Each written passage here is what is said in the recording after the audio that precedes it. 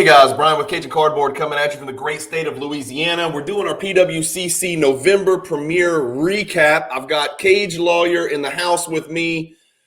I texted him before this. We're going to have to be efficient, and we're two of the more verbose people in the hobby, so this is really going to be a challenge. Are you ready for this? Are we going to get through this in a reasonable amount of time, Cage? No problem, man. You lead, I'll follow. No worries.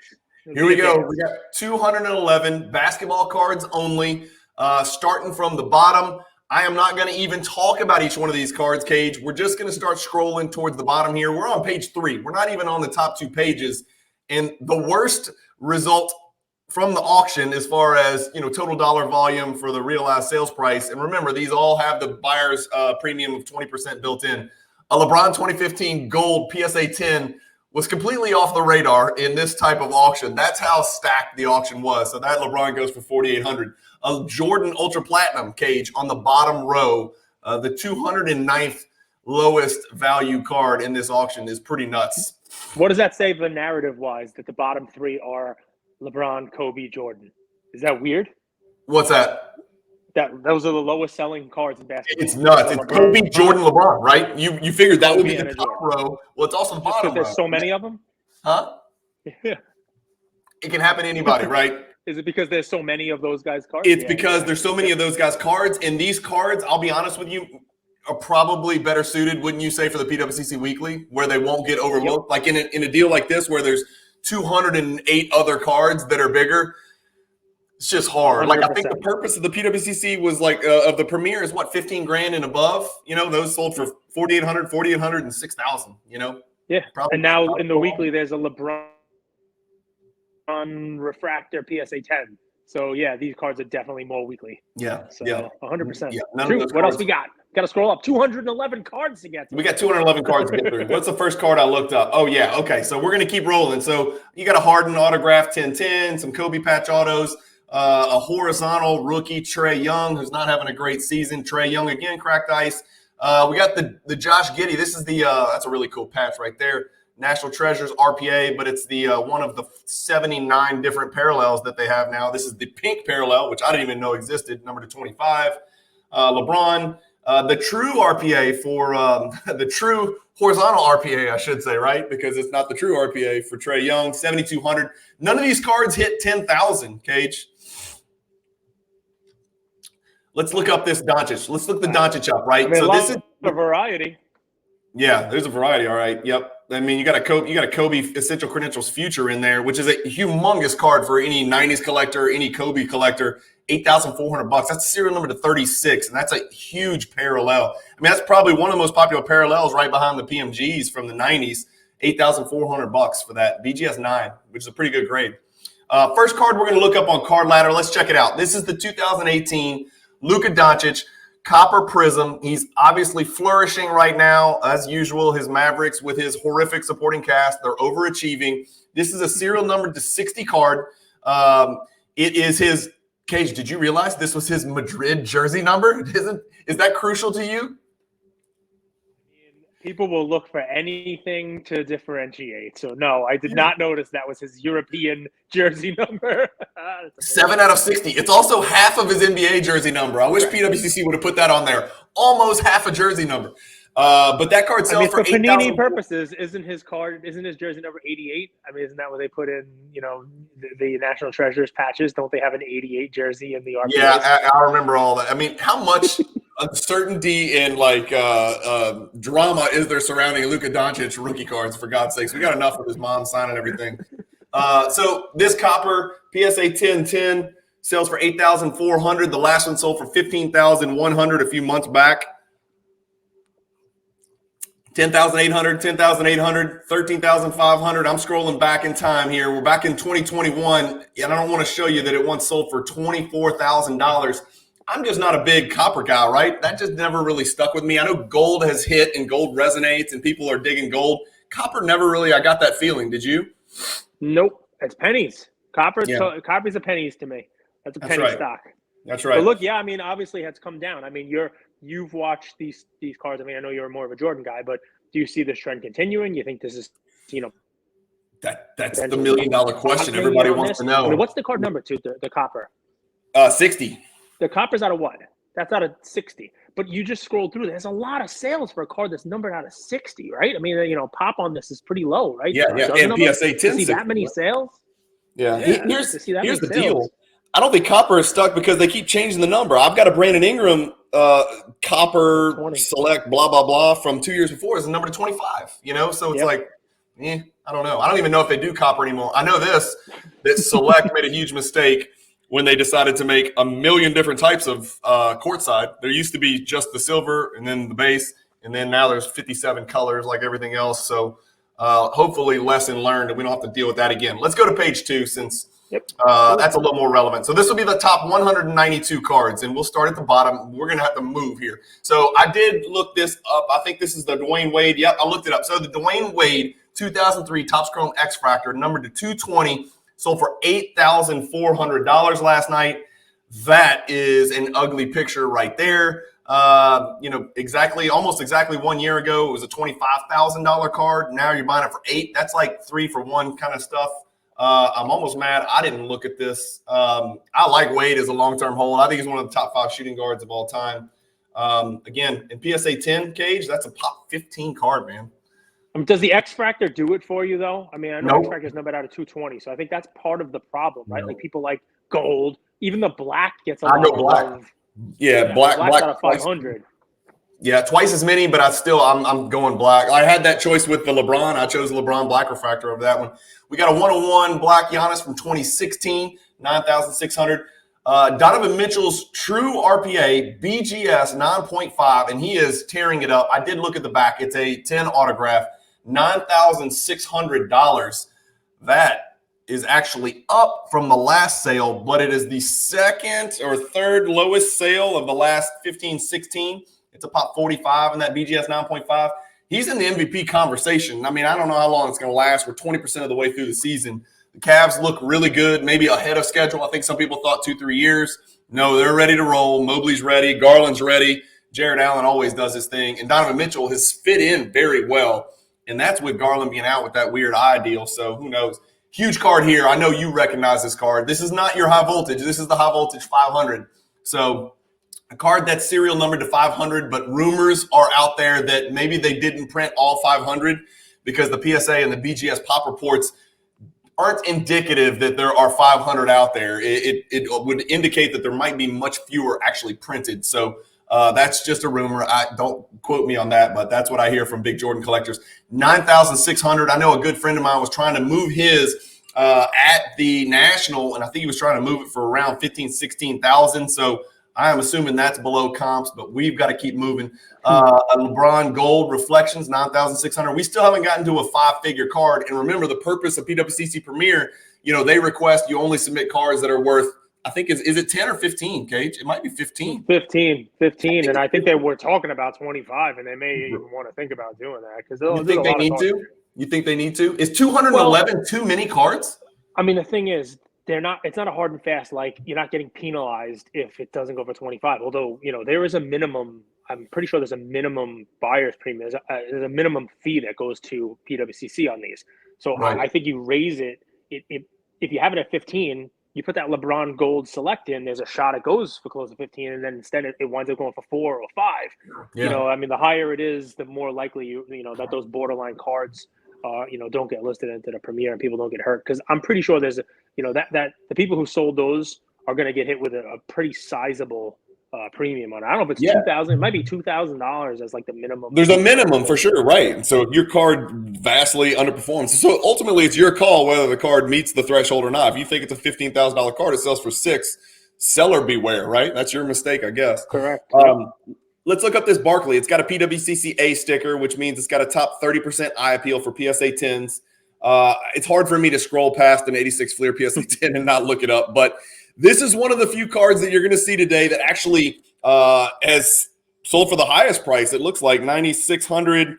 That is the highest it's sold for in the last 13 sales. So that's a really good sign for that Barkley. Again, I don't know how much of that's attributable to the PWCC sticker. I'm sure some of it has to do with that because the sale before that was like one of the worst in the last 7 or 8.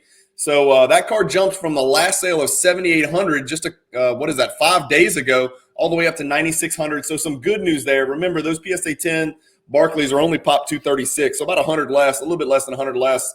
I think that's one where the eye appeal actually mattered on that because Yeah. the 86, there's variable on the 86 clear. I mean, that's a really nice looking copy of the card too.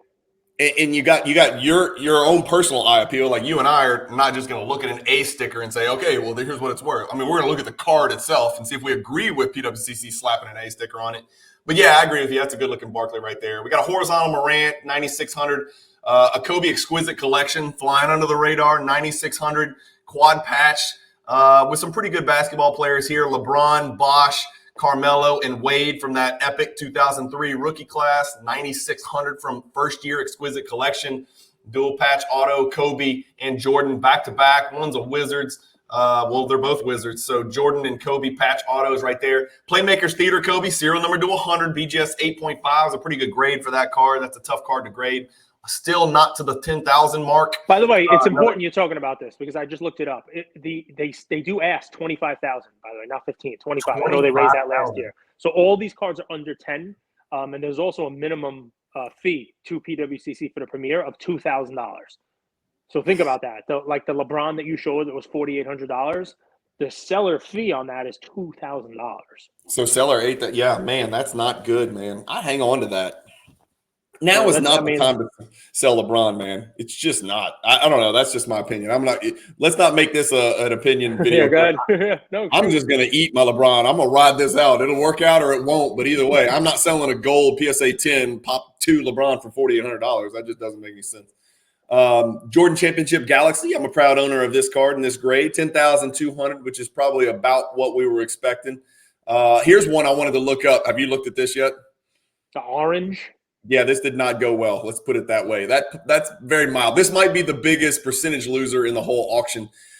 Pop 6 card, the oranges are numbered to 49. It's Zion. It's his, iconic Prism rookie card, PSA 10, sold for $10,800. The last sale was $66,000 exactly 1 year ago, about 13 months ago. Thoughts? Yeah, I mean, I almost have a similar copper thought to this one. Orange is a tough parallel. I think a blue in BGS 10 sold for more than this, and the blue is out of 199. It's a color match.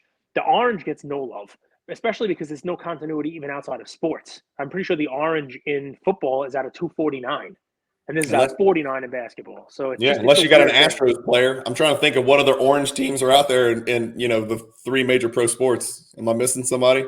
The Suns, maybe. If it was a Devin Booker, I guess you could claim it. Which one would you rather have? Pictures of the orange, and they say, "Oh man, I thought it was gold," and then they're mad that it's orange, and they move it aside. Exactly. I'd rather have, believe it or not, the blue. The blue one because I like the BGS 10. I think we've gotten to a point where the BGS 10 is not getting the premium it deserves over a PSA 10 in a lot of cards. So I'd rather have that blue. Plus, we've seen people go crazy for color matches. They just do. People go crazy for color match. So, I know we say buy the cards we love, but if you're in it to actually resell it like Zion next year or whenever it is, you don't just want to buy the card you love. You want to buy the card that everybody else loves. Yep. That way there's demand for it. So that's why you see the orange dropping from 60 grand to 10. Yep. And the blue dropped too, but it didn't drop that precipitously. I mean, it was a little bit closer to the number. Evan Mobley, BGS 9.5, 10, true RPA, 3 colors, 4 breaks. That's a pretty good looking card right there. Again, I am a little disappointed that National Treasures, that product followed suit with Prism and Select and Optic, and now there's so many different, even parallels of the RPA. It's like somebody did the math, and I saw it. Maybe Simon466. He's awesome on Instagram, a real big number cruncher guy, nerd like me. I mean, if you add up all the parallels of the RPAs for these rookies in 2021 National Treasures, it's hundreds and hundreds. It's just more is not always better. Kobe notable nicknames, the Jordan 9.5 sticker. The deal with 86 Fleer, without belaboring the point, is that a lot of people don't collect it in BGS 9.5 because set collectors don't really want these cards. And that might have a lot to do with the card we're going to look at in just a bit. The Jordan 86 Fleer, card number 57 base card in 9.5 got kicked in the nuts last night. And so we're going to look at that in just a second. Neek 10,800, so just a notch above the Barkley that we looked at. Again, PWCC sticker here on this one too, top 15%. Neek and Mullen are the 2 lowest population Hall of Famers rookie cards in that 86 Fleer set. Cage, here's one I know you're going to love. From a purely investment perspective, I did the math, right? I did the Cajun math. These sold, this is a lot of 16 Giannis PSA 10 base prism rookie cards. It sold for, guess, you know how much that is per card? Can you do quick math? What does it sell for? What was the total? 16 cards sold for $12,000. That's $750 per card. A pop. Yep. That's a pretty good deal right there, man. First of all, it's ugly, right? Down 76% over the last 2 years. But look what the card's at. The last one sold for $937.50. Like if you go look at view all sales, sometimes they average stuff in here. So, here's the cards that sold. This is just in the last 2 days: 900, 975, 929, 880, 900, 930, 902, 927. 1,080 5 days ago. And these sold last night. Somebody swooped in and picked up 16 of them at $750 a pop. Honestly, if you can get these things in your hand quick enough, you can go move these right now on, IG or Facebook and make money. You can't put them on eBay because you're going to eat those fees and all that crap. But, man, you might be able to move these cards individually just as a quick set break, don't you think? Yeah, I mean, look, there are ways to make money in this stuff if you're doing it, and that is one. You got to lay out $12,000 and hope you're $750. You blow them out quick, $850 a pop. You could still make. I mean, you still make $1,600 in a couple of weeks, nice and easy. There's money to be made. That's it's a meaningful flip right there. Or you just hold the damn things. I mean, it's not that high of a pop, right? That Giannis is. Well, yeah, it is. Never mind. The tough part about holding it is that chart is basically a steady, slow bleed. Yeah. Well, the pop is steadily going up into the right, and the value is steadily going down into the right. That's not a good combination. So yeah, maybe it's a quick flip, and maybe that's why they went for so cheap. LeBron 10 base card, $12,000. I remember when the PSA 10 base was $40,000. Oh, those were the days. Gold Shimmer, Anthony Edwards, PSA 10. What are your thoughts on the Gold Shimmer versus the gold, Cage? I mean, there's a reason why the Gold Shimmer sells for a fraction. It's funny, man. There are so many cards out there where you should think to yourself, wow, I mean, it's the same product. It's the same prism. It's the same numbered card. But these cards like that shows you have to be in what other people want. You have to be in the card that there's demand for. You'll get to it, but there's the Luka Gold Prism Rookie Auto, the Sensational Sigs, which is on this page. You'll scroll up to it. I mean, if I were to tell you there's a Luka Prism Rookie Gold out of 10, you'd be like, wow, didn't the last one of those just sell in a BGS 9 for $400,000? Yes. But when you add the auto sticker to it and write Sensational Sigs, all of a sudden it's pennies on the dollar. We'll get to it, but you have to be in the right one, and the gold wave is not the right one. That's right. It's gold. It's the right parallel, but it's not even his rookie auto, right? It's the Sensational Signatures, which is not really theoretically his true rookie auto. And either way, it's sticker on both. So, and I didn't want to scroll past this too quick. My guys in my Jordan group, some of the bigger Jordan collectors out there, they fawn over this card. I think this card is ugly as shit. That's just me. They're going to hate me for saying that, but I tell them in the group all the time. But this is a big card because, remember, this is serial number to 61. It's from the 90s, and it's Jordan. So that right there makes it unique. It's also tough to grade. An 8.5 there goes for only $13,200. I think they were alleging that card probably went for lower than it should have. It's just kind of one of those deals in this down market. An X-Fractor LeBron 13.2 and PSA 9. A Curry, we see this Curry a lot. Not necessarily in a PSA 10 slab, but we see this card pretty often. It's pop 2 in a PSA 10. Wow, 13,200. LeBron autograph 2007, serial number to 25. Another dual patch Kobe, Wizards Jordan, Laker Kobe patch autograph card. That's 3 that we've seen now. That's odd. I wonder if that's the same seller. And then MPJ rears his ugly head. I shouldn't say ugly. He's a pretty good-looking dude. 9.510 mixed gem. That is the masterpiece. That is the black 1 of 1. Going back to your point about the Sensational Signatures, this is the actual rookie autograph card. Again, it's on the sticker. What do you think about Michael Porter Jr.? What do you think about his black 1 of 1 selling for $13,200? I mean, it's not the right.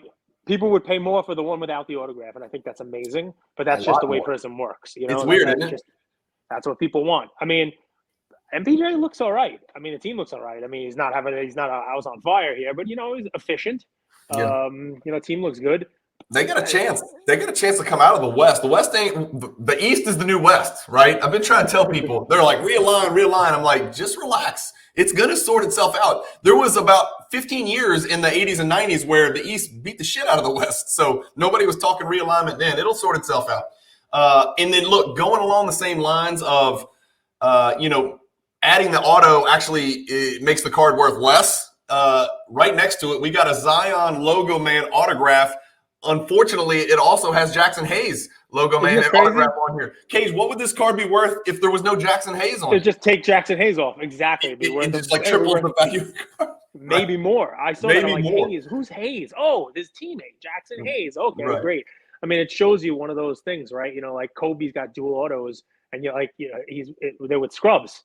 And you're like, I don't want that. I don't want this. I don't want this guy on it. I mean, so I don't want a Kobe Smush Parker dual auto. Yeah. Kobe with who? By the way, don't gloss over it. I was looking at that Durant. That was a cool card. Yeah. And I was surprised. I mean, with all the craziness of like logo man, and this is a real like one of one logo man, older one national treasures, like 09, right? First series of national treasure, first national treasure logo man.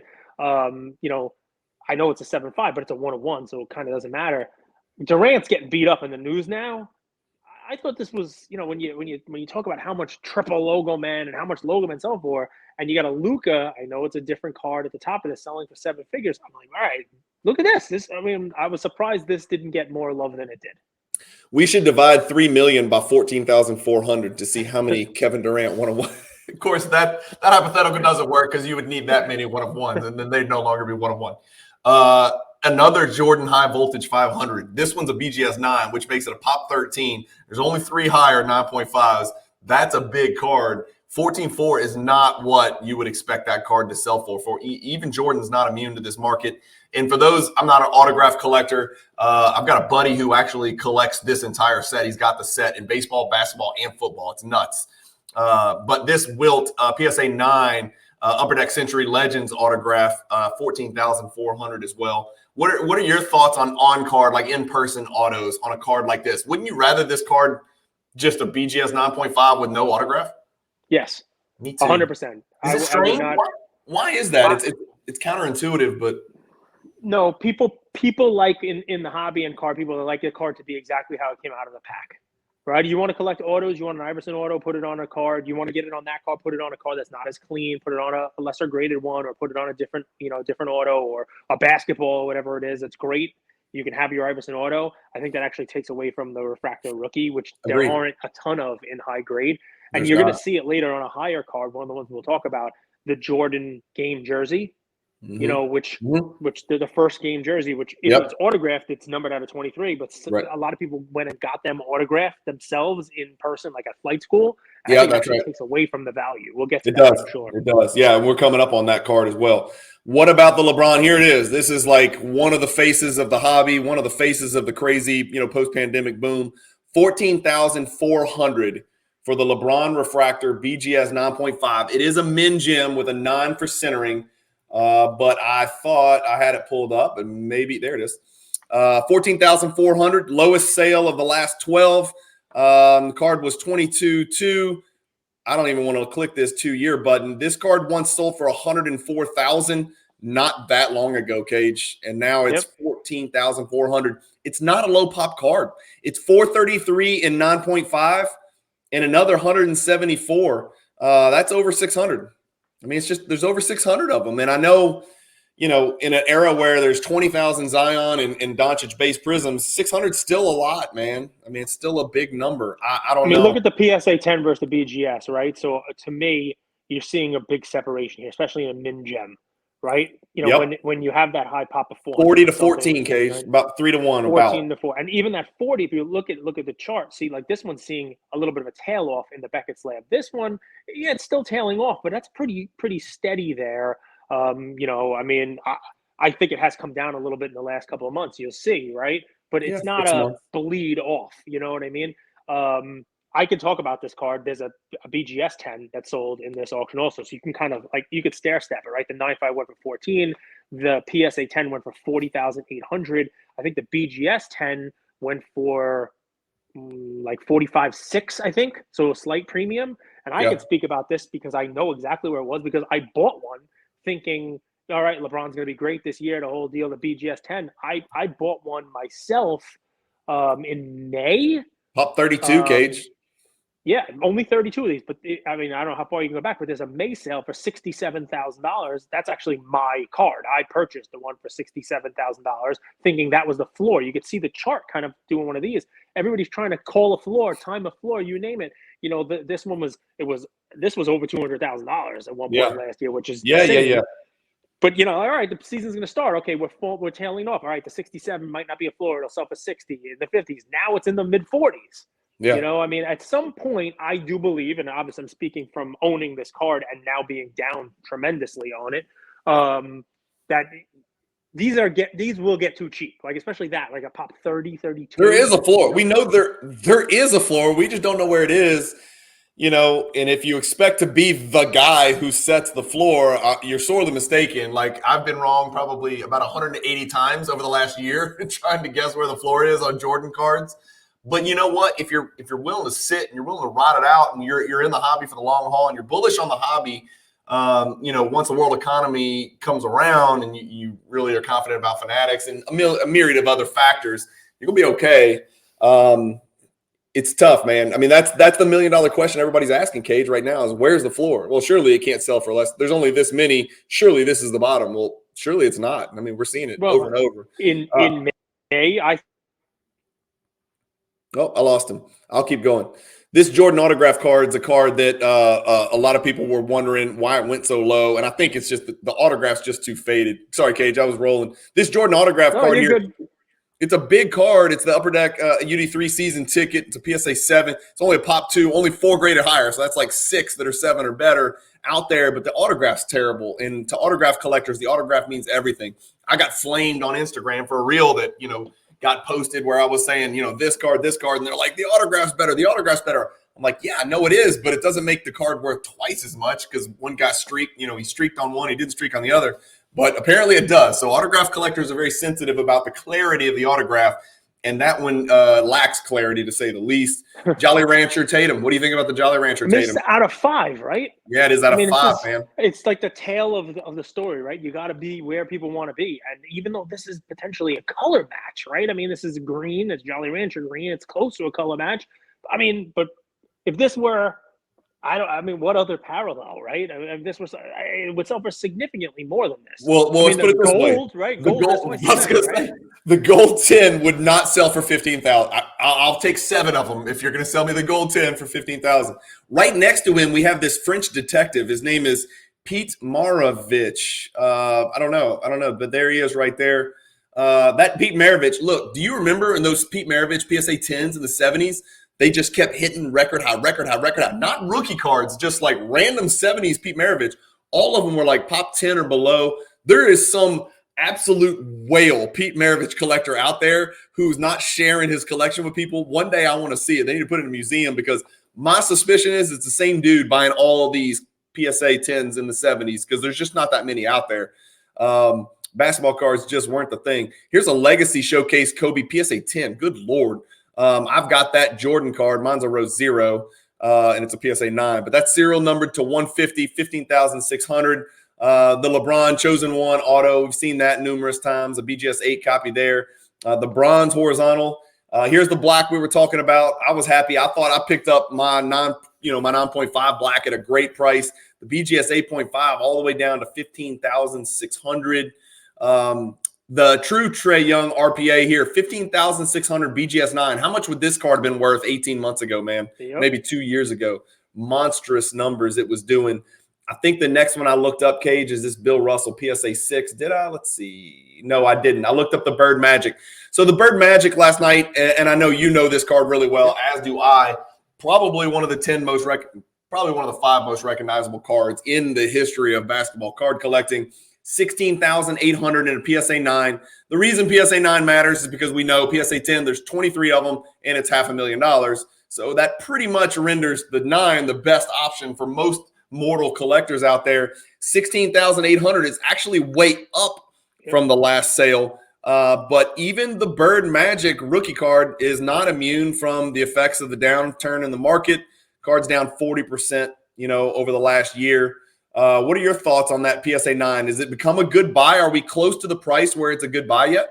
I mean, the chart would say, you think it's the bottom is coming in, right? It started to move back up. I've seen this. I will tell you, before the crazy run up, I owned a 9 of this, and it was one of the few cards that I thought to myself, if you look at that chart again, the pop on this is over 600. Yeah. That's a lot for a card that's It's the selling for LeBron this BGS much 9.5 refractor pop, right? Yeah, and Right. I mean, it's even more. I mean, it's like 600, right? I mean, it's like Yeah. a big number on this, right? So, when I started to sell some cards that were, had run up, I mean, when I bought my 9, I think I paid $2,000 for my 9, and in like the blink of an eye, it went from 2 to like 15, It 16, did. and I posted a picture of it. This is before I even had the podcast, I think, and I met somebody in a supermarket locally and sold it for like 14.5 cash. And I've been watching this card because it is still a hole in my collection. And I've turned that 14.5 into a million other things, while we had the run up, the whole deal. But it's now getting back into that zone. And we use that as like I remember what I sell things for before the run up, because as they start to get back into that same zone, to me, that's kind of like, all right, we're back down to where it was before the huge bump. It's not $2,000. but it's back down to 14. It's also not, stiff. That's a chart right there. There's a chart right there. So here's my story. I had a PSA 9 as well. I loaded up on 7s and 8s. I think I bought like 15 or 20, no lie, before the run up. So I bought my PSA 9 for $10,000 from a guy named Leon on Facebook, a great collector out there. And then right here, and then the card immediately went apeshit. And I did not sell it right here, which I wish I would have. We both do. But I ended up selling mine for 20 to a local collector cash. So I doubled my money, which is, that's a great story, right? But it's not great when the card was like you missed your $75,000 exit window. But it is what it is. I think we would all do a nice service is if we could bribe Card Ladder to just erase the peak from all of those charts. Just pretend it didn't straight line. Right. Just pretend. When I click 2 years, I just want 2 dots in a line. I don't want to see the bullshit in between because it makes me want to throw up on the screen. One thing that makes the 1980 top set different than 86. I mean, you can call one vintage, one not vintage, whatever. I consider those sets similar. The big difference, we lost them again. This happens. Baton Rouge has better reception than New York, apparently, or better. Baton Rouge. No, I'm getting phone calls. I'm doing this on my phone. So I was saying one of the things that makes the 1980 set different than the 86 set is the 86 set is probably the most collectible basketball card set in the hobby. In the 80 set, I know people that do collect it, but it's not sought after the same way from a set collector's perspective. Yeah, who else are you going after? Jack Sigma? I mean, you got a bunch of coke heads and guys wearing little underwear, and it's just different. It's the 3 cards, and it's horizontal, and there's a lot of reasons, but that's why the demand for 86 Fleer is like tenfold that of 1980. But I always come back, Cage, to this is the only rookie card in the world with 2 of the 10 best players that ever lived, and it's the only rookie card. And I know the pop is 600. But I still just don't understand it. I feel like this card should be worth more money. This card should be worth more money than this random Kobe Bryant patch autograph card next to it. It should. I don't care if there's 600 or 6,000. They're both top 10 players of all time, and then they got the doc right in the middle of them. I mean, it's an important lesson. You could take it both ways. If you're somebody who's collecting the Trae Young that just sold for more than it, like, is Trae Young ever going to do what those guys did? But the difference is, I mean, that's a different type of Trae Young card. It's an autograph. And that 1980 card is not rare, right? And yes, there's a bunch of Kobe autos. And yes, you could probably come up with 600 Kobe patch autos to compare to this 600. But really what winds up happening is take a look at how many 8s there are, how many 7s. You were able to amass them all. So you don't have the same clamoring for that card, right? Like, it's not like, okay, there's 10,000 people who need to have it in a 9. No, half of them will be like, you know what? I can find the nice 8. Yeah, sell it for less money. Like, I found an 8 that looks better than a 9. Right. Yeah. That card to me, just the pop on it. There's so many of them in the 9 as opposed to so few of them in the 10. It's like trying to turn that container ship. Like it takes a long time to turn it. So it's just difficult stuff. I blew By the way, here. Another wilt, the same card. 2 of them, the same auction. You never see them. You saw 2 in this auction. In 2 in 1 auction. These cards are really rare. Like, for those of you who don't know, in 99, Upper Deck Century Legends did this autograph set called Epic Signatures. And they did it for baseball, basketball, and football, I think, right, Cage? And the Wilt is obviously Wilt autographs are very on-card special. Wilt. You know, I'm not an autograph collector, but I know Wilt autographs are much harder to come across than a lot of the other Hall of Famers that are out there. But this is a card right here that makes me want to weep. I told you I didn't even look at the PWCC Premier Auction. I didn't even want to see what was in here, but I would have chased this card to no end. Just whoever bought this card, if you want to sell it for 19, just call me and it's done. I would have chased this card to no end because I'm a 9.5 only Giannis Prism Rookie Rainbow collector, and this is a 1-of-1, Cage. I don't understand why that card only sold for $18,000. Am I missing something here? What is wrong? I know it's a sticker. Well, it's a pop one, but not a 1-of-1, right? It says 1-of-1 masterpiece. I thought these were serial numbered to 5. Let's click it. Click it. Because I thought they were serial numbered to 5. View. How do I view this thing? View. Can I zoom in? God damn. Yeah. They made it a little different. I can't see it. Do you see it on the back anywhere? Is it actually numbered? I don't see it. I thought the Industry Summit cards from 2013 were serial numbered to 5, but I might be crazy. I thought they were out of 5 also, but maybe it is because listen, it's just one of those things. Right? You like it, but no, it could very well be a 1-of-1. It could very well be an Industry Summit 1-of-1 from the Panini Industry Summit where they give it. Maybe it is. The thing is, no one wants those. You want it because you're a rainbow collector. I want it because I'm OCD. I gotta have it. Right. Yeah, and I guess with a 1-of-1, all you need is one other person, and the price goes up. But I don't want any cards from industry summits or employees or any of those things. I want something. If it's not something I could have pulled in a pack, I don't want it. I normally don't either, but this is the very, very, very rare exception to that because it's my guy. I PC him. It's the exact grade. I didn't know this is a one. Somebody comment below who's a bigger Giannis collector than we are. Let us know what the deal is with this. Is this a mistake? I didn't see a 1-of-1 stamp, but I'm old and I can't see, and I know Cage can't see because I'm on screen share and it's tiny. So somebody comment below. Are we nuts? I swear I thought somewhere I saw that the Industry Summit stuff was serial number to 5, but I might be crazy. I didn't see any serial number on that. 2 LeBron rookie autos here, 18 and 18. We're getting to the good stuff. Choice Prism case. 1980 Topps basketball box, 19,200. I remember when those really ran. They ran like the 86 Fleer ran back when all wax was going bananas because the constituent cards within them were going bananas. And so everybody's like, well, wax will never go down. The pop only goes down.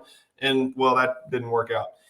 Anthony Edwards, PSA 7, true RPA, a LeBron exquisite patch, 19,800. We're right at the 20,000 mark. Another Jordan Wizards, Kobe Lakers dual autograph card. That is 4 now that we've seen. This Wilt, one of our little buddies, our assistant, Andrew Goldberg, was pretending like he was going to chase this card. Your assistant, my boss. We both know he wasn't chasing this card. He's buying Shea Gilgeous-Alexander Optic Hollow PSA 9s and telling us about Curry BGS 8, patches from 2017. This was the Wilt Chamberlain PSA 7, and PWCC is right. This bitch is clean. This is a really good looking 7, man, of a card that's very difficult to find in that grade. Top 15%. Sold for $20,400. Look at that jump, Cage. What is that? A month and a half ago, it sold for 11. This one sells for 20, so almost double. That is, vintage is the one place that we can always turn to. Those collectors and the people that buy cards like this really buy the card, not the grade. And granted, the grade's really 100%. Good for this card. That eye appeal matters, right? I mean, there are 7s that are so off center by comparison. You see the high stuff, and I know it's a basketball show, but by comparison, you're talking about vintage. There was a Mantle 52 Topps in the premiere. It was a PSA 2. It sold for nearly double what the last 2 sold for. Significantly higher than the last 2 because it was a really nice 2. It's the same thing as this, right? People do buy the card. Look how off center that is. And that's not even horrible for 7s, Isn't that crazy? The difference, the same grade, but good Lord, the difference is just staggering. And that's why it sold for double this price. It's just one of those deals. So that Wilt was awesome. I was good to see that Wilt take a jump like that. I sold my Wilt teardrop emoji, so I'll have to get back in one day. 2 Steph Curry cards, both from 2009 exquisite Upper Deck collection. This is the number to 225 auto. This is the number to 225 auto, but they're different variations. I'm not a Steph collector, but I'm sure somebody could translate that. Pop 11, Pop 12, both on card, both beautiful cards, serial number to 225, both sold for $20,400. My guess is probably the same buyer who said, you know what, I'm going to get them both and put them next to each other, take a picture, and be real popular with my friends at lunch. Kobe, exquisite limited logos, BGS 9. Here's another one-of-one Giannis and another rookie Giannis one-of-one. Would you rather that Prism sticker BGS 9.5 or this BGS 9 Black Crusade rookie card one-of-one? Which one would you rather have? This Really? because it's pack pulled, and yeah, I mean I know that other one has an auto, which is cool. I just don't love the industry summit cards. This, especially, even though Crusade doesn't get any love, people don't realize in 2013 there were 3 Chromium brands, just 3. Now you have everything. Select, Prism, and Crusade. Is that? That's it. Those were the 3. So there's not a lot of shiny rookie one-of-one type stuff. We'll get to the select. Yep. Here's a banger right here. It doesn't really look – this is one of the very few times where I'll say the black label doesn't really look great, but it doesn't really look great next to blue, yellow, and green, in my opinion. Again, no disrespect because that's a monster, right? That's a Grail level card there. Pop one-of-one. And those blue, yellow, greens were not serial numbered, but they were short printed. I don't know. What do you think the print run was on those blue, yellow, greens? I know it's low. It's got to be 50, something like that, 100 maybe. Yeah, I think it might be a little more. I mean, like, what was that from Choice? Maybe I forget. Prism Choice, boxes, right? So I mean, they have that Choice Scope, which was like 88, the red circle ones. I mean, it's probably one of those kind of things, 100, 150, something like that. But obviously, rare card. But you're right, it's too busy. It's too much, man. It's just too much. How many black label cards? How many black label cards are in your collection? 0. I have 1. No, wait, I have 2. I have 2. 0. I was thinking about Duncan. We know this is a monster, right? Anybody who collects cards in the 90s, specifically basketball cards, but now even baseball and football gaining traction. This is not the Metal Universe PMG. It's the Metal Universe Championship PMG, which is actually more rare. These are serial numbered to 50. The reds from Metal Universe are serial numbered to 100, but there's really 90, and the greens we know are numbered to 10, and they're nuts. And we're about to see a really badass green PMG Nash in a second. But this Duncan PMG PSA 8, and for those of you who don't know, PSA 8 is a pretty high grade for any PMG, even the championship. It holds its own here, Cage. So up 1,000 from 5 months ago. So that's a good sign. Up significantly from 13 months ago, almost double 13 months ago. So PMGs are still holding their head in the middle of this downturn in the Duncan market. too. I've seen a lot of stories, a lot of people on Instagram saying, how are you paying this much for SGA? How are you paying this much for Evan Mobley? I mean, when you're paying more for Josh Giddey than this is Duncan's rookie card. How about this? Let's do this. I'm going to experiment with you. I'm going to start scrolling down, and you tell me which card you would rather have than this Tim Duncan. When you see one, you tell me. Well, you got to scroll up. Let's scroll up. Scroll up. That was a trick. Okay, you caught me. I was trying to trick you. Let's go to the bottom of page 1. Let's remember that. Let's just tuck it away. Like that Duncan right now, if Duncan's in the lead, you let me know when I get to a card I'm just that a little passes heavy on Duncan. I got the Duncan 2012 Prism Gold. I got a Duncan Star Rubies. Like I started buying Duncan for exactly this reason. I just didn't want to start. I'm not a huge Duncan fan. I know. I just think he's underappreciated in the hobby, but I can't just make my whole PC Tim Duncan. I know. Well, if you don't love Duncan, it's hard to go drop 20 on him, right? I mean, I get it, Again, drop 20 again, I should say. So we got a Tatum BGS 9. This is actually not the last true RPA Tatum that sells in this auction, and we're about to see the disparity between a 9 and a 9.5. So keep that in mind. Here's the Tatum that sold for 21. I've got him pulled up. There it is right there. And what I wanted to show you is this card. Well, this is not the card that sold last night, but on February 5th, a BGS 9 Tatum sold for $19,530 in golden. The card sold, what is that? February, March, April, 2 months later for $32,400.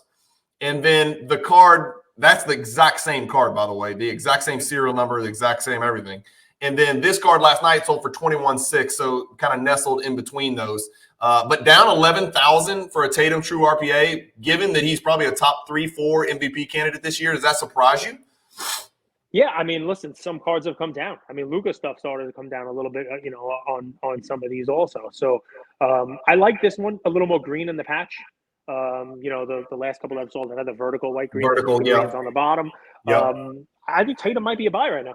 Seriously, I mean, he's looking really good. Take another step this year. But as far as Duncan, I'm not buying Tatum over Duncan. Jordan, Mikan, maybe. Yeah. On card, Mikan. There can't be very many of these out there. That's nice. That's nice. It's actually a pretty good looking grade too. I'd almost want to get the card graded. I mean, I've seen this card, and that's not bad, right, for that card. That's a tough card to find. That Jordan Ultra Stars Gold went on a wild-ass ride. The BGS 9 all the way down to 21,600. Again, that's a rare card. Another Jordan Wizards Kobe autograph. That is now 5, I think, by my count. Here's that Sensational Signatures Gold you were talking about, Cage. So it's not as true rookie signatures. It's his Sensational Signatures. I don't really know why Prism felt the need to make 2 different types of signature cards or autograph cards in the same product, but they always have, and I guess they always will. It's a Pop 2 because it's serial number to 10, $24,000. You think that card's worth more or less 5 years from now? I mean, it's amazing, right? If he does what he's supposed to do, I would think it's worth more, but it is a cautionary tale for everybody who's breaking now, right? Because Prism 2018, there were other releases, but now there's a million releases. If you're a rookie chaser now in this year of cards, not only the different parallels or national treasures, you name it, right? Oh, I just pulled the donkey dick scale or whatever it is, from Select, Dragon Butt, whatever the heck they have. Oh, this one's out of 10. Boom, bang. All right, well, This is out of 10 too, and it's Luka, and it's Prism, and it's gold, and it has his auto, and no one cares. So, be mindful of kind of like, you've said it. You could pick the right guy, the wrong card. Yep. That's the definition of that. But at least Luka in 18, there's even less. I mean, you don't have the choices and the first off the line. I mean, you got some, but you understand. This card, this upsets me because I tried to buy that platinum medallion Jordan. That's a PSA 10. Yeah. And I remember it sold for 28. I bowed out at 27.5 was my bid on a PSA 10. And I'm like, I'm not spending this much money on a Jordan insert. I know it's great. It's a cool card. There's really none of them. I remember when it sold, like you can look it up in Card Ladder, see it sold for 28. And I look back and I watch this one now, and it's a 9.5 sound. I'm like, shit, that's the Jordan I should have bought. 9.5 or 10 with a platinum medallion, serial number to 99 that's a monster. There's a lot of people out there that really love the gold and the platinum medallion. Some of the best parallels, right? You got your PMGs, you got your essential credentials, you got your platinum medallions, showcase legacy collections. Some of those serial number Jordan cards from the 90s are amazing. Here's my favorite cautionary tale of the crazy run up. No card has been on a wilder journey, and you know it because you're pointing at the screen. Welcome to the world of the Moses Malone PSA 10 rookie card. Here we go. This was actually one card I think sold for 98 and one sold for 102 or something like that. 96 and 102. So they averaged same auction, Cage. Same exact auction. So they averaged out for 99. So this card hit $99,000. Yes, $1/100,000. What is that? 9 months ago, almost exactly. And it has settled in nicely at $24,000. So but I don't know. This is confusing, right? So going from 12 to 100,000 is suspicious. But what's even more suspicious is when it dropped down to 20, somebody had the nuts to go right back a week later or 3 months later and pay $43,000 for it. And so here it is down here at $24,000. I don't know what the hell is going on with this card, but that is not typical for a chart. I know that, but that's still up there on the chart. This is a pretty typical chart. I mean, what I would do is I would lance that wart. I would slice that thing and just that's it. Bring the chart down. It's not a horrible chart. If you look at it, it's like, all right, it went from 7, if you could cut it out, just cut it right off. If Card Ladder would just listen to us and just cut the big titty off these charts, right? And we could just have our straight line. Card Ladder, do you know how much joy and peace and how much they could quell the anxiety of the hobby if they would just draw a damn line from the first point to the last? Or at least give me a little option up here called, you can even call it Cajun and Cage's option, and just click the button and then boom, you just see your line. We would have a lot more lines going up and to the right, and that's what makes us feel good as investors in the hobby. Unfortunately, man. Yeah. No matter who I'm on with, it's all about the lines. Usually Andrew's doing them, you're talking about them. So it's good stuff, man. Different lines, very different lines. I act like I've done a line already, so I don't need any help from cocaine. Like I told you, you're drinking the Coke Zero. I'm having to drink coffee today. I don't have a C4 or a Lit or any kind of crazy energy drink, so I'm trying to get by just on the love of the hobby. Here's your Doncic Blue. Here's your Doncic Blue. It's a big one. 24,600 on that one. I don't think I looked it up. Do you know offhand how it did? Let's look it up. Let's look it up.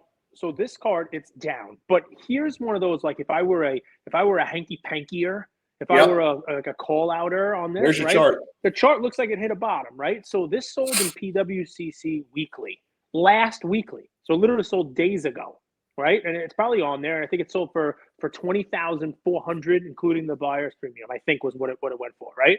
20,400 exactly with the buyer's premium, which is down from 22. You name it, the whole deal. 36. We know who bought it. Andrew said Sasha Tamadan bought it, right? And then immediately he posted in his story. Oh, this is available for trade, for sale, you name it. Then this card sells last night for 24 and change, right? It sold for 20, I think 24, right? Last night's sale, 24 and change. Sasha's story, if you look it up right now, has his listed for, I think, 23.8. Right? So I'm not saying Sasha did this, right? But maybe this one allows him to buy one for 20. This one sells for 24. So I'm like, shit, I should have bought that for 24. Oh, wow, look, his story, it's 23.8. In a week, he makes a quick $3,000, and maybe this one doesn't get paid for. If I was a hanky-panky, of how this is the stuff you can't do in stocks, but the stuff that you can potentially talk about. And I love Sasha. We've made many deals before. We've had a lot of great dealings. I'm not saying he did this, but it's one of those things that kind of makes cards different than other markets. It does make it different. And to be fair, maybe Sasha was just savvy and maybe he just picked up the card at a good price that he thought was at the bottom, or maybe Sasha was just dumb lucky, like we get sometimes, right? Where you just happen to buy the card at the right time, and then I think it's a great card. I call it the Johnny Moore factor, right? Maybe you just bought it at the right time. Here's a monster, Cage. Everybody knows about this. This is the original Jordan Jambalaya. We're about to see another Jambalaya that actually outsold this, which confuses me a little bit. But this is a BGS 9, 25,200 for that BGS 9. I don't think I'll look that. Yeah, there we go. Okay, so again, super short print, rare Jordan, iconic insert, mint grade. Top 2 grading companies out there, I guess, from depending on who you are, for 90s cards for sure. Massive drop from 72,000 to 25. If we go back to the sale before that, 85,000 to 25,000. That was surprising to me. I didn't think it would drop that much, but we're about to look at a 9.5 coming up as well shortly. A couple of Currys here, one refractor, one base. A refractor 9.5 numbered to 500 Cage, or a base Topps Chrome PSA 10 numbered to 999. Pick. You got to have one in your collection. Same exact sale price. Which one you taking? What are the subs? Minimum gem with a 9 for corners, and PSA's subs are a secret. Yeah, I'll probably go with. This is gonna sound crazy, but you're a 9.5 guy. Go ahead, shoot. Can you see on your screen? It looks off center, left to right to me. The PSA 10. I'd have to look at them, right? Because if it's not a great 10, I might go with a 9.5 refractor. But this is a weird one, right? Because they're both numbered. Yeah. It's one of those years where all right, there's twice as many refractors as there are base. So, the base in most years, people compare it to silver, and the base is 10 times as many as the silver. Not so much with these cards. It's a min gem. You're seeing these things sell for 40% of the price. But it's not the same card.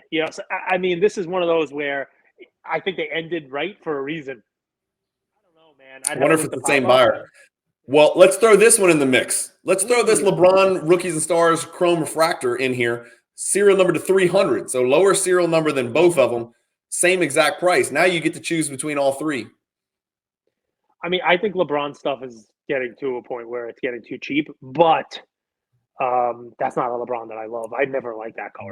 Bowman Rookies and Stars is not Topps Chrome, is it? Nope, it's not. I never liked that card. So I might go with the 9.5 refractor. Yeah. I think I would. And I'm a LeBron collector. I don't own I own one Steph Curry card because I'm collecting a 2012 Prism set, but I own one Steph Curry card. Honestly, I think I'm taking the Steph Curry refractor BGS 9.5. Yep. And I'd crack it and send it to HGA. I'm just kidding. Yes, exactly. Chosen one, LeBron, 9.510 right here. One of Dwayne Wade's greatest rookie cards that he has. This is the 2003 first-year exquisite, serial number to 99, true RPA, 2-color, beautiful autograph, PSA 9, one of one, only 2 graded higher, $27,000 there. Here is How much this stock one do is you put into that 1 of 1, no graded higher? I mean, because they have so many different grade variations. Can you tell with that one whether the auto would have 10? It doesn't look like it's not a 10. And do you put stock in the fact that there's no auto grade on it? Like, would this sell for higher if it was a 9 with a 10 auto? This is where we wish there was more Significantly. uniformity in the hobby cage, right? So would you rather, obviously, would you rather it be a 9 with a 10 for the auto? Yes. Yeah. Would you rather a 10 for the card and a 9 for the auto than a 9 card with no auto? Like, there's a million different, questions you can ask yourself.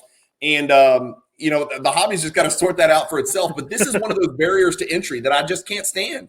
I just sent a bunch of cards off, a bunch of Anthony Simons cards, nothing like this Wade exquisite, but a bunch of Anthony Simons sensational signatures, autograph rookie cards. And I didn't ask for the auto to be graded because if it, a person can look at the card and see what the autograph looks like themselves. I didn't want to take the chance that some random dude who had a bad night with his girlfriend the night before grades it a PSA 9 autograph. A 9 autograph means I'm going to have to crack it and sub it back or, take an ass whipping on the sales price. PSA 9, a 9 grade for your autograph absolutely is it just demolishes the value of the card. It kills it 100%. So this is like hedge and risk, is my opinion. Is it a little bit streaky? Yeah, but like I said, I'm not an autograph collector. My guess is that's not a 10 auto. I don't know autographs like you do and like a lot of people out there, but my guess is that's not a 10 autograph because as you can see up here, it's where my cursor is. I don't know if y'all can see it. It's streaky, but again, I would have not graded the autograph if I sent this card in. I can only and that's probably it's just something to factor in because I've seen them card with a 10 auto. Right. At the National, Lefko has one with a 10 auto, and I'm like, oh, look at that, look at this, and he's like, oh, rare 10 autos are rare on this one. So you could say this is a 9, this is low pop, and there's not that many higher. But there might be a collector out there who'd rather have a PSA 8 with a 10 auto than the PSA 9 with no auto grade. So exactly. In I don't know enough about the PSA pop report. Could there be 7 PSA 9s with a 10 auto? And this is very misleading, where it says pop 1 because this one doesn't have the auto graded. Are there 7 of them that do have the auto graded and it's a 10? I don't know enough about autographs and the pop report and all that stuff. So makes it tough. Educate us on that. We got a Pete Maravich 1970 PSA 9. This is his rookie card where he's lovingly caressing the ball. Again, being from Baton Rouge here, living in Louisiana, this dude's a legend. And here's what his card did last night. A good step forward. So that's the highest that card sold for in maybe the last 6 or 7 cage, it looks like. Again, card ladder, give us the option, man. Let us cut this out. But over the last year, this card's actually up 44% just over the last year based on last night's sale. Again, it does have a PWCC A sticker, which means top 30%, but I can't argue with that. That's clean, Cage, right there. That's a clean look at Pete Maravich card. Shame on me for not having one in my collection at all. Do you own one? Do you own a Pete rookie? So those were $4,000 when I was starting to buy basketball cards. And I never got that one. I went to Kareem. I went to Alcindor. I did too. And I just watched that one go like this. And as it comes back down, it's on a short list of basketball cards that I would like to purchase. Yeah. It hasn't come down where it is yet, where I need it to be yet. Right. We got a Jordan Lynch pins. Again, these are a little intricate pinhole punched into the card, so it's very intricately die cut. Beautiful card. 28,200. It's only a PSA. It's only a pop 8 in PSA 10. I know I pulled him up. Even the Lynch pins came down. So this was a private sale though, and I know those guys, Chris and Christina and Josh, and them. They vet those private sales, but I don't know. It's an interesting journey this card's been on. It was 2,800, and then you've got the one private sale, and then last night it goes for 28. So it just kind of begs the question, what is the card really worth? I guess the market spoke last night and said 28 is what the card's worth. I don't know how much that buyer last night took into account that private sale. That's a tough card, though. I've got the card in a 9.5, so PSA 10 is extremely rare, extremely tough card. What's the disparity between the PSA 10 and the 9.5? That's the question. The 9.5 is a pop 26, so about 3 times as many, and it's a $12,000 card. So a little bit less than half is what the last one sold for. There you go, 12,000 right there. See, that one I'd rather spend the 20 on the 10 than the 9.5 just because. Would you? Yeah. I'd rather have I've held the 10. I had Bleecker, Northeast. Obviously, he's got, and it's a really cool card in hand. But beautiful card. I don't either of them. So, but if you put them in front of me, would you rather have the 10 than 2 9.5s? Yeah, I'm an idiot. No way. That's where we disagree. We agree on everything. This is the first time we've disagreed. Well, I'm gonna have to cut you out and take you off the next one. You're not invited back. 2003 Upper Deck Ultimate Collection, 4 boxes. Searching for LeBron James and Kirk Heinrich rookies. $28,800 for 4. That would be a fun rip, I got to admit. And you know what? That's what Luka Nation needs to invest some money. We should have bought these 4 boxes and busted them on the channel. We'd have been famous. It'd be fun. It'd be a fun rip. 100%. It would be a fun rip. We got a Steph Curry here. Next day autograph. Man, I didn't even know they did next day autos this far back. Wow. I've never seen a 2009 next day auto. It's one of, if not his earliest autos. Yeah. And I think that's the deal, right? Let's call it next day auto because they autograph them either the night of or the night after the photo shoot or something like that. So that's where the next day comes from. But I didn't know they go back that far to 2009. That's interesting. A Giannis logo man, but it's one of those serial number 3 logo mans. I don't know how you say it. 28,800 for that one. Steph Curry gold PSA 10, 28.8. We're at the hour mark, so I got to speed it up. This Jordan BGS 9.5, we got to look it up because it took a bath. I own the card in that grade. I know you've got a 10. The 9.5 is getting beat up more than the 10. Is that weird? A lot more than the 10. Over the last 3 months, it's down 32%. Over the last 6 months, it's down 66%. Over the last month, it's down 40%. This one does 28.8. By my calculations, and I don't mean to scare people out there, and again, I own the card, that's the lowest sales price in the last 101 sales of this card, Cage. Sort of depressing. Yeah, I mean, listen, this is why I go with the 10 over the 9.5 on most of Jordan stuff. I mean, the 9.5, you see the pop is high. There's a lot of supply out there. It makes it tougher. And, there's continuing supply coming into the market, which is why the price keeps coming down. Next. Cage, pop 39, Kobe, 96 finest with coating, not a refractor, but just the base with the coating, which is really tough to grade. I have been getting crushed lately. I am no longer ever going to try to grade any card from the 90s raw with PSA with a coating. I'm just not doing it. It's a 7 or an 8 every effing time. So I'm done. And I hate coating anyway. I was only doing it because the value's more. I am peeling the coating forever, and I can't do it because I don't have fingernails. My hands are gross, so I'm going to get some lady in my office to peel the coating off, and that sounded terrible.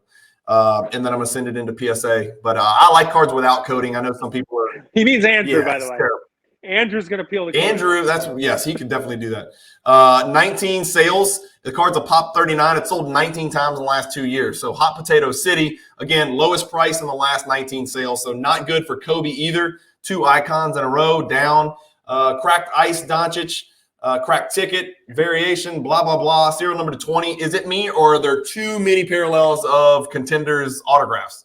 There's just too many. In 2018, there's too many. Yep. In 2021, all hell broke loose. It's like the court side from Select. There's like 50 freaking parallels. I can't even keep track of it. X-Fractor LeBron, we don't like those. We've already talked about that. No offense to the buyer. How about this, Cage? Have you ever seen this? Set, though. That's I bet you somebody cool buys that and break that up. I wonder, you cut out on me, but I wonder what the breakup value of that set is right there. I mean, damn, that's a LeBron. The LeBron's a 9, the Wade's a 9, and then these 2 are 9s. I'm assuming a bunch of them are, I guess we can click it. Shit, I'm trying to speed this up, but I'm going the wrong way. Yeah, so the rest of them look like they're in top loaders, but hell, man, just from those 4 cards on your screen, 30,000 doesn't seem extreme. There might be crazy breakup value in there. And here's my guy, right? This is our guy. He's the butt of every joke. But I was actually in a conversation the other day on Facebook. Still, people use Facebook.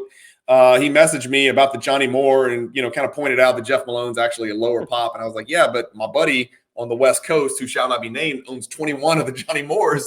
So it changes the real available population. He's like, well, that's not fair. That's manipulation. I'm like, no, it's not. It's just some guy invested in 21 Johnny Moores and hopes the price is going to go up. Unfortunately, it's not going up. As we can see, we'll pull it up. And here it is.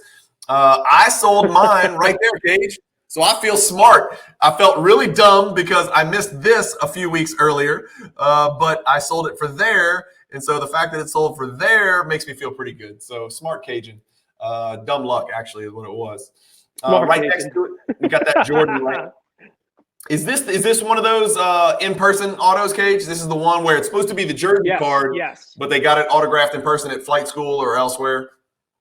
100%. So, I mean, that's one of those things where it would probably be a 7-figure card if it was one of the ones that was actually autographed, numbered out of 23. But because this was just a jersey card, somebody took it to, I think, the flight school, got it autographed. Yeah. I would argue this card might be worth less now, the way it's presented with that autograph on it, than if it didn't get autographed. Yeah. It's one of those times where the card itself might actually be more valuable now because of its significance as like the first Jordan, game used jersey card, the whole deal. And the autograph, I can't believe I would say this, but the autograph of Jordan on there might actually take value away from the card. What do you think it means? It says COA not physically available. Is because the flight school ones, they some of them actually come with like a little certificate that say like this was signed flight school. Yeah, the whole deal. I think they might have a picture. I think what is the difference between not physically available and just effing not available? Like, where is it? I think if you click on it, somebody has a picture of it, but they've lost the actual physical copy. So if you click on it, I think there's a picture of the certificate. So there is a photograph. See, there it is. But I don't think that certificate is actually physically available. So we just can't get our hands on it. I get it. Did a good job. There's a digital copy of it, but the actual paper is somewhere in the ether.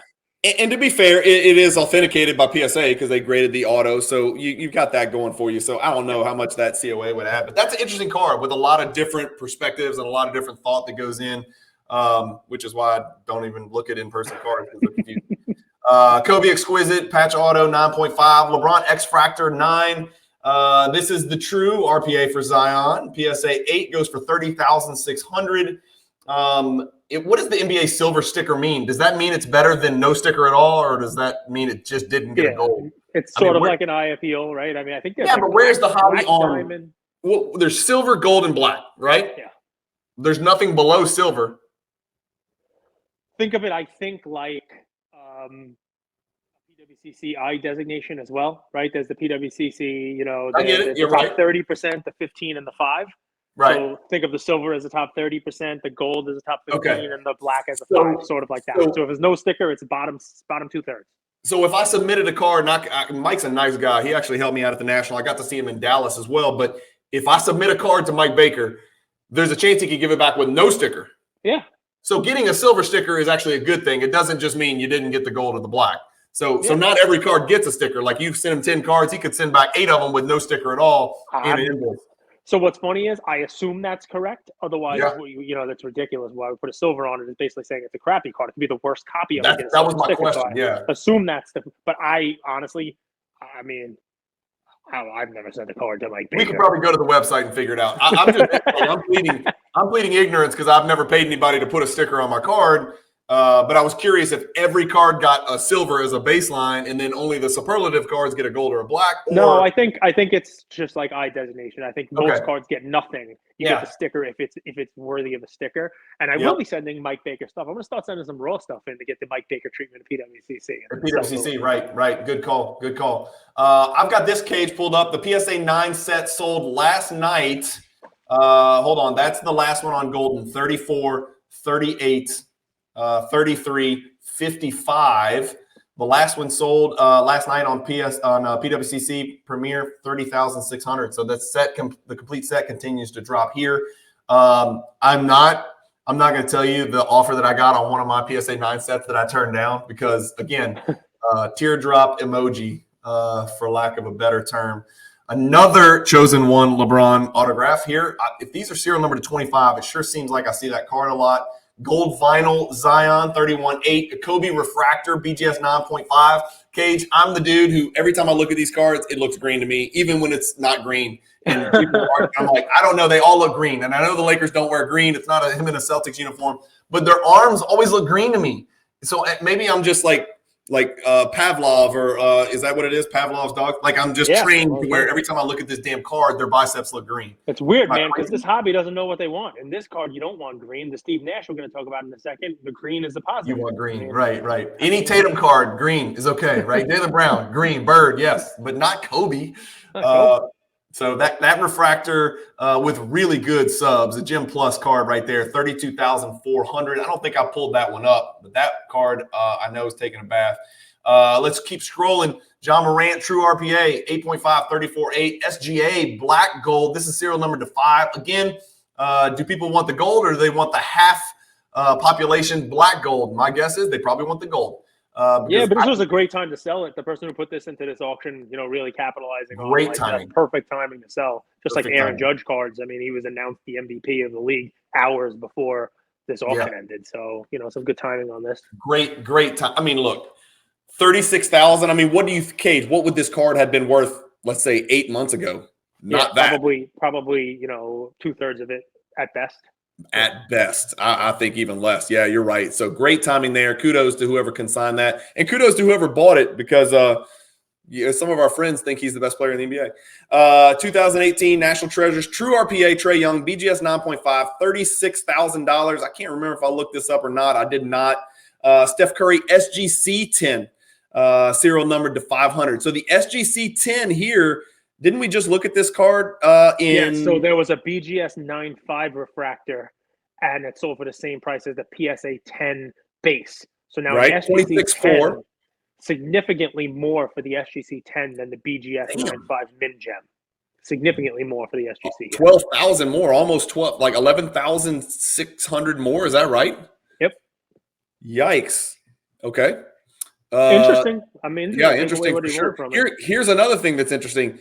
This retro Jordan, 8 years after he retired, well, the first time, sold for 38,400. So it outsold the BGS 9 jambalaya that we looked at earlier. And that surprises me because that BGS one had a 10 for edges. Yeah, well, everyone does. Every single BGS has a 10 for edges. So because there are no edges, folks. Kate, that's why you see so many jambalayas graded with BGS because you get an automatic 10, so that's going to lift, and so that's why you see so many jambalayas graded BGS, and that's what makes the PSA 10, the real 97 PSA 10 jambalaya, like nutso low pop and super valuable. Here is one of those. We talked about the black label not looking good on the Doncic blue, yellow, green. This bitch looks good. That is one good-looking card right there with Jordan palming the ball like it's a grape in his hands. Beautiful autograph, 10-10. That checks a lot of boxes, and I'm not an autograph collector. It's even serial numbered to 69 for your pleasure, Cage. I mean, can't beat that. Can't beat that. 8.5, 10 autograph for a John Morant. One of 8,000 variations, but this one is a little unique because it's a one-of-one. So a one-of-one John Morant, $38,400, right next to a Giannis Immaculate Collection RPA numbered to 34, BGS 9.5, Gem Plus $40,800. Pick one. Ja, the one-on-one.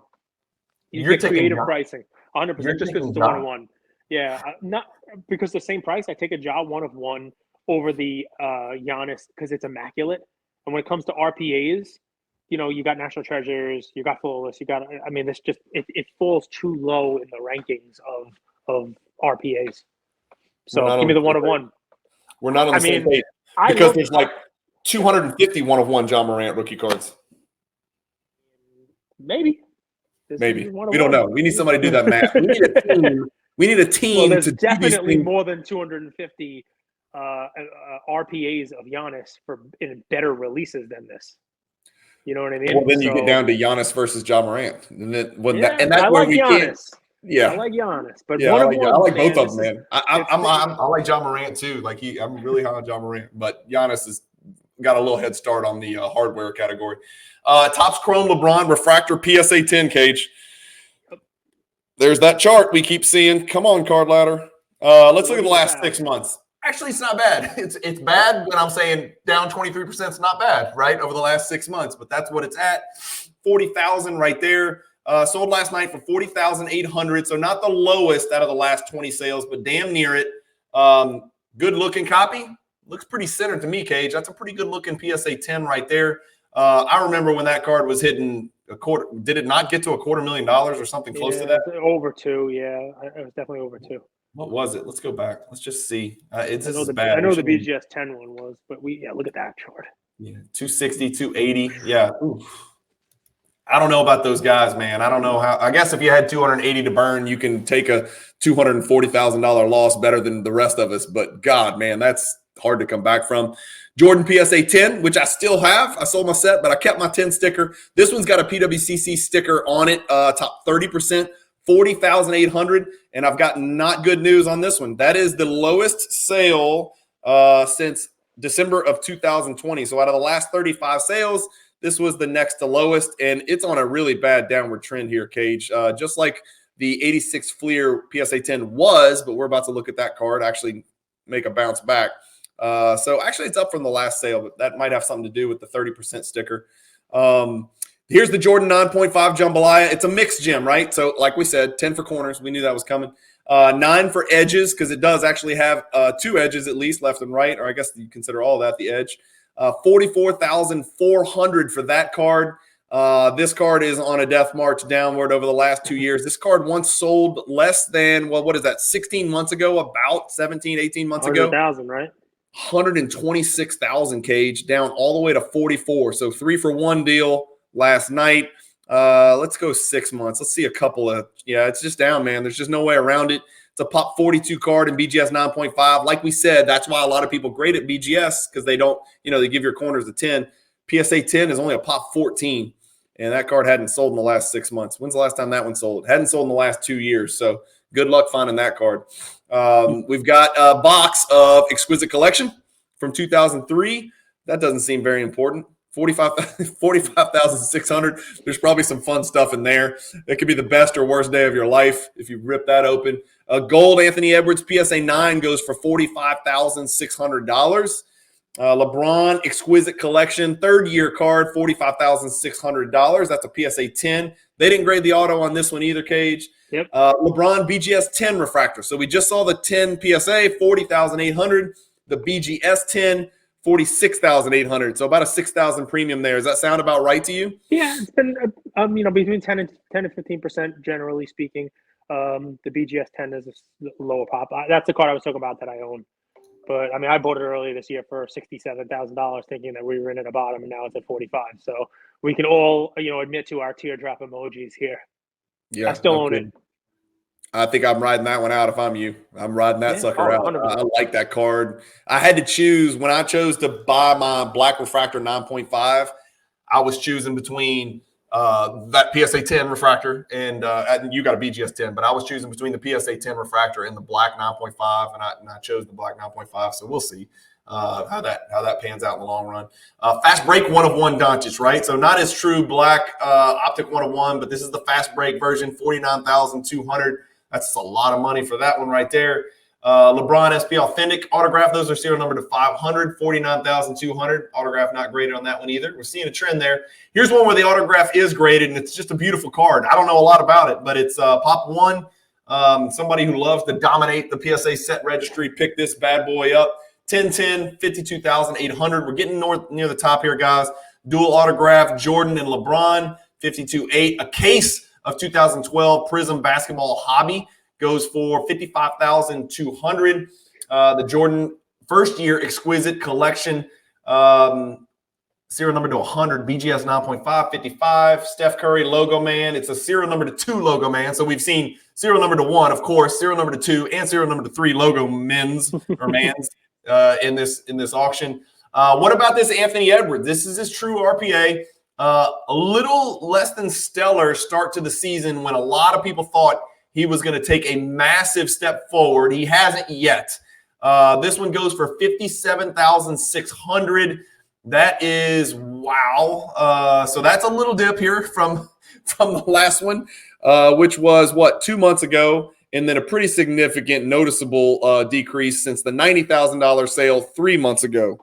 It's a cautionary tale with Edwards, man. That was all the preseason hype with him, and everybody expected him to start the season off the way Ja did and just continue it. He was going to be this year's Ja. Everybody's looking for, the next XYZ. I'll admit it, man. I said it. I thought he was going to take the mantle, become the alpha for that team. And I thought they were going to be a great regular season team because I thought it was going to matter to them more than some of these other teams like the Warriors and the Nuggets who've been there and done that in the regular season, and the Suns. Yep. I just thought that the Timberwolves were going to be that team that just really gave a shit about getting the number 1 seed. And I thought Anthony Edwards was going to lead them there. I was wrong. But again, we're only 20% of the way through the season. The one thing I'll say about this 78,000 sale cage is that's a different patch. That patch is, to me, that patch looks better. Do you think so? Do I need to click it? 100%. This one was two colors with like a little slice in it. So, but I mean, and that does matter. To me, this was the hype train was there, and people are jumping off. Yep, people are jumping off. I'd ride that out. I think they're going to be all right. It looks weird at the top there, huh? Another cracked ice Doncic here. This one, serial number 25. I feel like we just saw one of these. Man, we did. Yeah. And you made fun. You said too many parallels, and then guess what? A minute later, there's another parallel. Same exact card. Well, didn't we see it over here? Is that the same card? This one's serial numbered to 20, and it's contenders. And this one's out of 25. And it's contenders, and it's number 25, and it's a lot more. I give up. I'm done with it. In fact, never again am I going to talk about any contenders autos on any of these. But here's your favorite, blockchain. Oh, is this so? This is a fake card that you can get printed and put into a slab, or what? Explain it. So there was a blockchain version of this that came with a physical one. So you bought a blockchain one and then they mailed you out a physical version. They still do this. It's on the Panini Direct, but because it says the word blockchain on it, most people will not treat this anywhere near the way it would. It basically they might as well wrote like fast break, disco, instant, and all the other buzzwords that industry summit, employee only, like put all that on there because it's the same thing. Okay. So someone just was a high bidder on this card. It wasn't pulled from a pack. It was just created by Panini, and then blockchain is like a place where they buy it. I'm going to sound there's a blockchain version. There's like a digital version and a physical version. This is the physical version of it. Somebody bought it and is now selling it here, and it doesn't get the love that a one-of-one logo man auto would get. Obviously, if it didn't say the word blockchain on it. 60,000 is a lot of money, but again, that's not, we saw what the Doncic sold for. But so I wonder if the seller has to give up the blockchain version too. I mean, I don't think they do, unless they're offering it up in the auction and it's specifically says that you get both of them. But look, I don't think they do. You can keep it. I don't give a shit. Give me the card. Give me the card. I'd set up for that one. Yeah. Some monsters on this one. Now here's the Upper Deck game jersey Jordan from 1998. So we saw the 97. This is the 98, and this one's not a flight school or an in-person. This was the actual card, and as you can tell, it's hand serial numbered to 23. If you had to choose between hand serial numbered or stamp serial number, which one do you like best? Because this is an ongoing debate in this hobby. I like hand. I like hand too, as long as the penmanship's good. And we got Jason Tatum. So here's the 9.5. So remember, we saw the BGS 9 all the way down at the bottom of the page. The BGS 9.5 sold for $69,000. We keep seeing that number 69 for some reason. Here we go. That's a huge jump, Cage. That's a huge ass jump, up 21,000 from the last sale. We've got them pulled up right there. 40. Damn, this card went 40, 48, 69 last night. Again, this patch trumps this patch, which trumps this patch, right? I'm not a patch expert, but click on it. Yeah, I mean, we can agree on that. Click on it. I'm pretty sure if you look at it, there's threads on this one. Can you see them? What do you mean? Like the actual jersey thread, like stitching? We can click it. We can try. I don't see it. No. I mean, you mean? I thought you meant like loose threads, like hanging off. No, I mean like it's actually. Oh yeah, of course. Yeah, for sure. But there's only a few of the 99 that actually have that. They have a couple with different colors. And if you look at what you just showed the card ladder one, I think the patch on this one, I know it's colored, the whole deal is still the same green and white, but this patch, the people who collect this card, embroidery you're talking about, like the actual stitching. The actual stitching of the number onto the jersey. Like I think there's only a handful, maybe single digits, that have a patch that have this kind of embroidery, like the actual stitching on it. So someone paid a premium, I believe, for that. Dude, that's a really good looking card. I mean, for ultra modern basketball, that's a pretty serious card right there. I like that a lot. Again, I was the first one to say Jaylen Brown over Tatum, but he's taken a huge step forward. He really has a legitimate chance to be the MVP this year. If the Celtics finish with the best record in the East, it's a lock. Barring injury or whatever, I think it's a lock. His efficiency is way, way, way up. This card right here, although I don't find it visually appealing, I know some do and will argue forever about that. This is a very, very exceptional Kobe Bryant card. This is his Essential Credentials Future, serial number to 73, $69,000, pop 3 in a BGS 9.5 slab, and it's a mixed gem with a 10 for centering and a 9 for corners. Do you own a lot of Kobe cards? I never hear you really talk about Kobe one way or the other, good or bad. No, I'm one of these like contrary play guys. So when the Chrome started running and got out of my price range as rookie, I bought the Topps 50th anniversary for a couple Yes. reasons. It looks like a Chrome, but it's not, and you get less greening on it. And I bought it for for like 10. Held it while it was going into the 30s, and I sold it on its way back down for 18 or something like that. So that was it on Kobe. I had a couple of on-card Kobe autos. I've gifted those to people. So if I don't have much Kobe. Look at this card right here, Cage. So it's cool. Let's just say you own this card, and I want to see if we think the same way on this card. We've been talking about autographs and grading autographs and this and that. What would you do if you own this card? Just keep it as is. It's a BGS 9. Are they all 9 stickers? autograph. I can't tell, man. I can't tell. So I probably would take it out because you don't want that 9 autograph on there. You know what I mean? I would probably get it regraded without the autograph, or what is it that makes it a 9 autograph? I might try to get a 10 auto on it, resub it. Maybe the guy who's subbing it, it talks about the subjectivity of grading, obviously. In autos, it's even more subjective. It's even more. So unless there's something really glaring that you could tell it's not a 10 auto, you send it in, you hope somebody didn't piss in your Grader's Cheerios that morning, and you hope, but yeah, the 9 Beckett grade on there, SGC grades autos now, they don't put anything on there unless it's a 10 auto. I know Beckett is changing that now also. So okay. I didn't know that. Okay. Yep, they announced they're doing the same kind of thing. So if you send an SGC, if you send an auto to SGC, they either give it a 10 or they don't put anything. Right. They will grade the auto for free and put a 10 on it if it's a 10 auto, or they will grade it and just put the card grade without a 10. Had no idea. Okay, that's interesting. Here's a card that can't possibly ever go down, right? This card could not ever go down, right? Because it's this true rookie card, and there's only a few of them out there. I'm going to get hate mail from all the Star lovers out there, so I had to say that. Sorry. Second consecutive sale down. Yeah, it's going down. So, but again, if we scroll out, their chart, the chart for the Star doesn't look that much different. But a BGS 9, again, I'm making light of it, but this is a monster card, Cage. This is a special card. It matters whether you think it's the true rookie card or you think the 86 Fleer is. It's a card I don't own, and I need to own it, and I want to own it in a high grade, but it looks like it's going to cost me a lot of money to do that. So I'm going to chill for a little bit and see if that line keeps going down. What are your thoughts on the BGS, PSA, Star, and the future of that card? Do you own one at all? Are you looking at buying one? I bought an 8.5 before eye appeal was a big deal. I bought an 8.5 on the card, which had significant eye appeal because it was one of a few Stars that had 9 centering. Yeah. So even this one here, that's a 9, does not have 9 centering. It was a gorgeous card.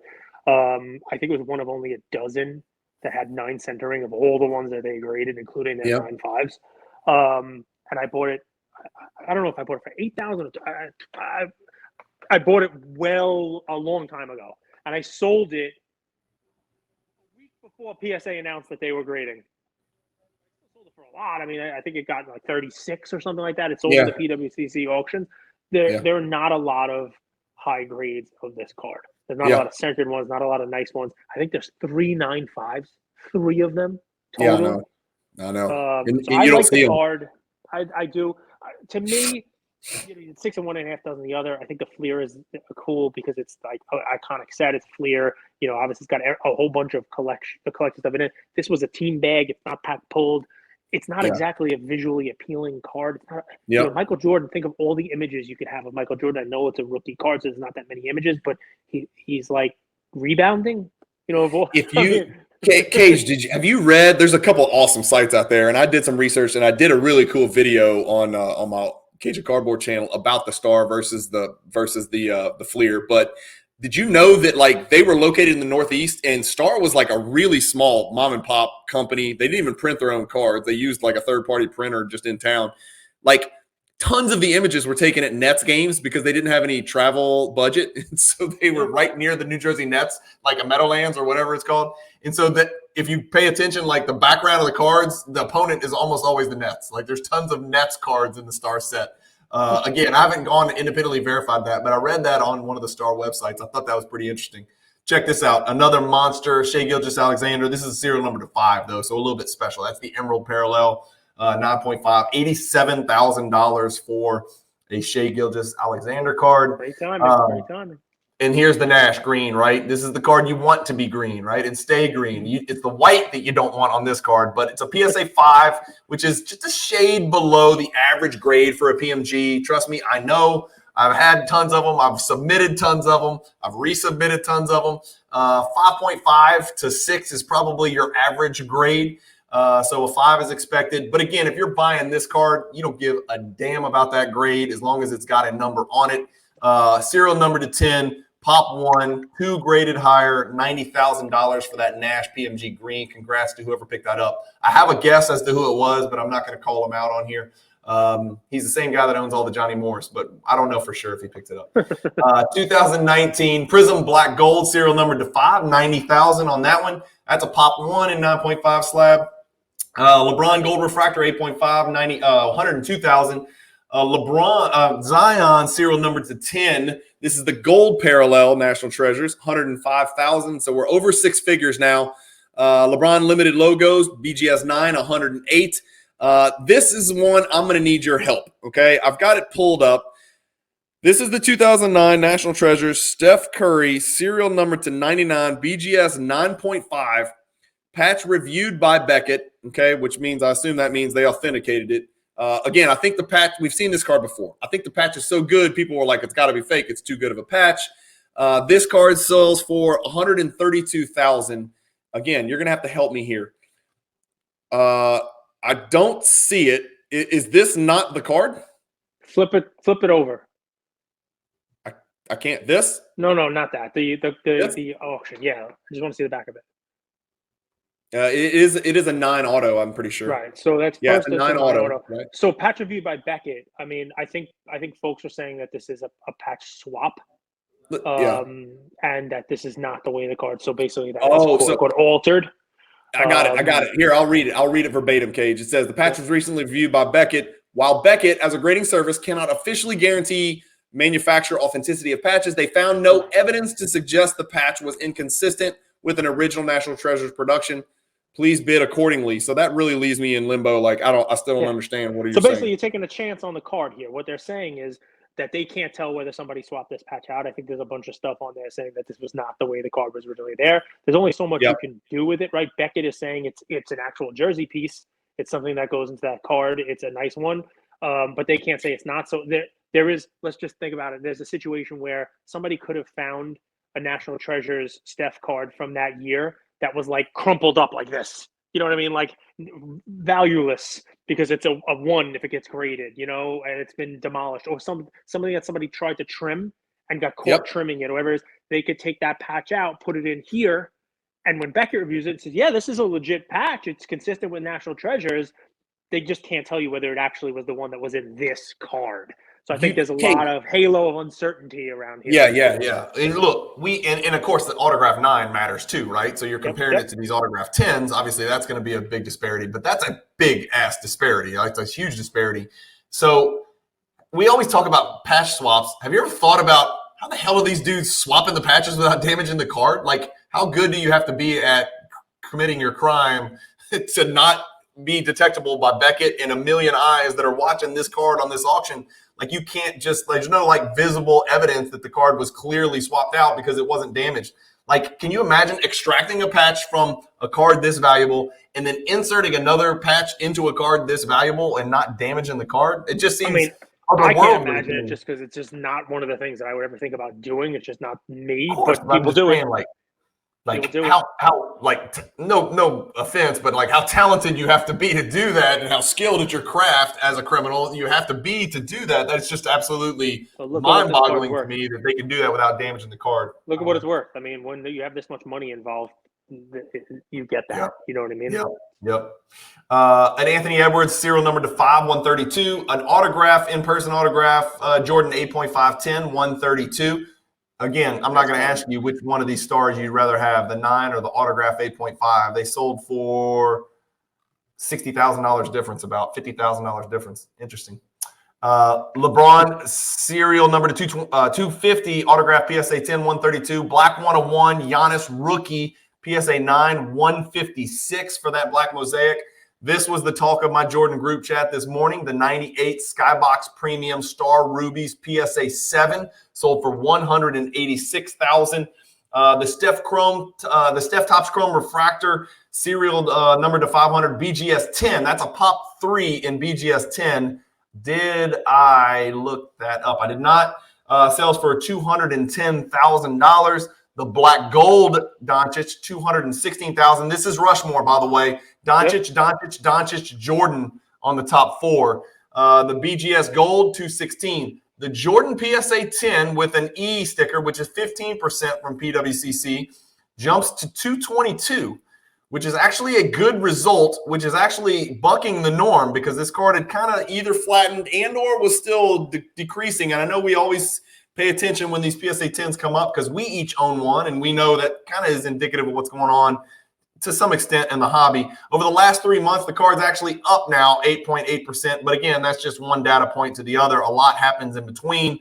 It's gotten down as low as 174. This one sells for, 48,000 more. And 222. Any thoughts on that one, Cage? Just a really real clean nice copy copies. with a nice sticker. Real nice copies. Obviously, my take on these though is you're not going to pay a huge premium for eye appeal if your thought process is that the other ones are going to be going down much more than they are.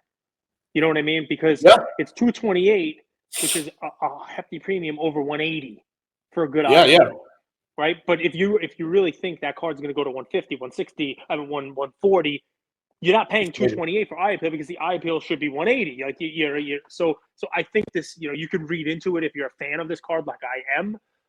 That people, if you look at that chart, it's kind of steady here, and that's a lot of data points.